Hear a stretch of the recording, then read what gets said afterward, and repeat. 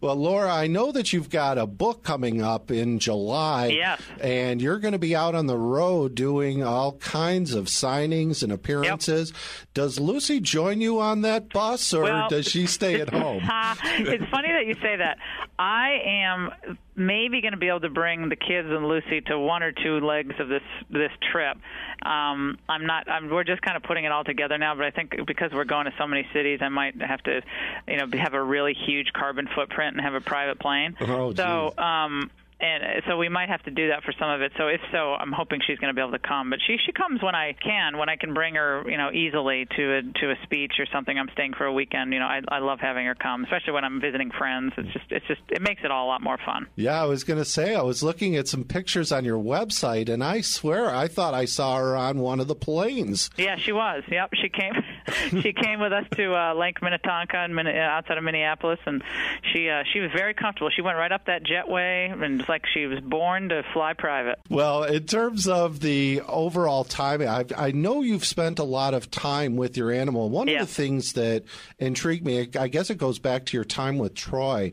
Unlike Don Imus, you don't mention every day that you're a cancer survivor. Right. But there was a time where you were battling breast cancer. And how important was your relationship with Troy when you were going through all of the hardship? Totally. I mean, so important. And I know people hear about therapy animals and therapy dogs and cats, but I can tell you from firsthand experience, it was absolutely vital. I mean, I was going through a lot of personal stuff at the time, like 5 years ago, and it was such a comfort. I had friends and family and great support. I was very blessed to have that. But it was just to have her there, and she knew something was wrong, obviously. Right. And, dogs also smell, chemicals, and so I have a sense that she was very, very acutely aware of something very, odd going on, and she stuck to me like glue. I mean, totally like glue. And now Lucy, so when she died, when he died, Troy died, it was really tough. I mean, because he was really, I had him since I was a young lawyer, and then he was with me throughout my career, and really important. I mean, and I cried, and I still cry when I see pictures of him. But now Lucy has sort of stepped into where Troy left off, because she's now become like a therapy dog. Unofficial therapy dog to friends of mine who have lost their dogs. So she's my friends up the street who lost their lab mix a year ago. She stayed with them for, I think I loaned her out for maybe a week and a half, and they just said it was so helpful. And then my friend lost his Dalmatian, who's my surrogate dad, Chuck Carlson, lost his Dalmatian of 12 years, Khaki, and he basically took Lucy for a couple of weeks and kind of as a caretaker of her anyway, but he said it was critical to him and his wife getting through this. So she's been great.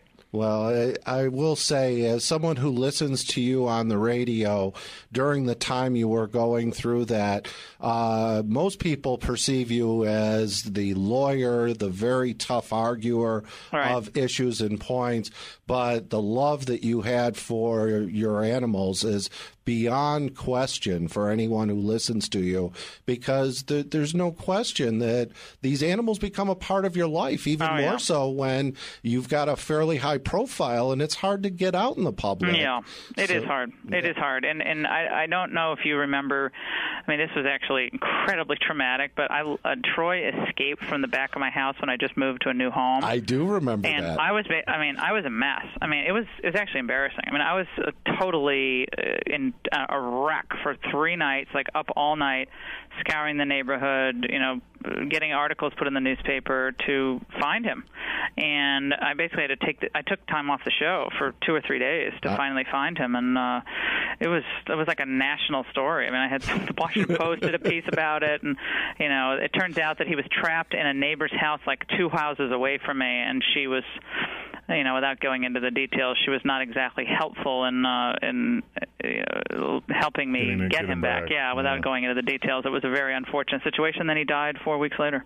Well, if you're going to get an unexcused absence from work, I think that was absolutely a good reason to. Yeah, exactly. And like I said, for anyone who listens to you, it gave them a very, very human picture of what you're like. And I've got to say, it grew my affection for what you do and what you stand for. Oh, so thank you so much. I appreciated your sharing that with your audience. Oh, well, thank you guys very much. Yeah. We can tip our hat off to all those dogs that are actually therapy dogs that aren't ever recognized as a therapy dog. Mm-hmm. So. Yeah, exactly. And I know Lee and Rick, you both. I mean, you get this, and because you do this, and this is your life. And I say this a lot, and it sounds kind of, I don't know, maybe it sounds judgmental, but I tend to be friends with people who love animals. I mean, I call myself an animal freak. I mean, all animals, not just dogs.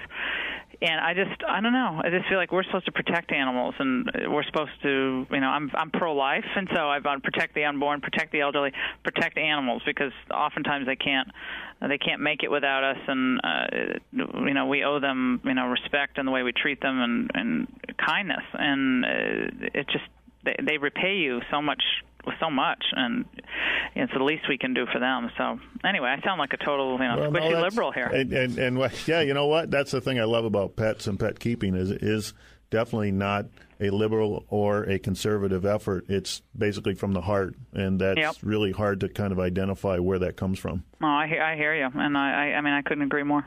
Well, we've been talking this morning with Laura Ingraham, the national host of the Laura Ingraham Show and the upcoming author. Obama Diaries. The Obama Diaries. Oh, you guys are going to scream. It is so funny. You're going to absolutely wet your pants. I'm sorry, but it's that funny. July 13th, is that the date, Laura? Lucky 13. You got it. All the secret thoughts and musings of Barack, Michelle, and the gang. Well, if I'm not mistaken, the last book came out as a #1 bestseller right out of the gate, and my guess is this one too. Thank you. Thank you, Laura. We appreciate having you on the show. I hope I see you in Michigan. I hope so as well. Thank you so much. All right. God bless you guys. Take care. All right. Have a great day. Bye-bye. Bye.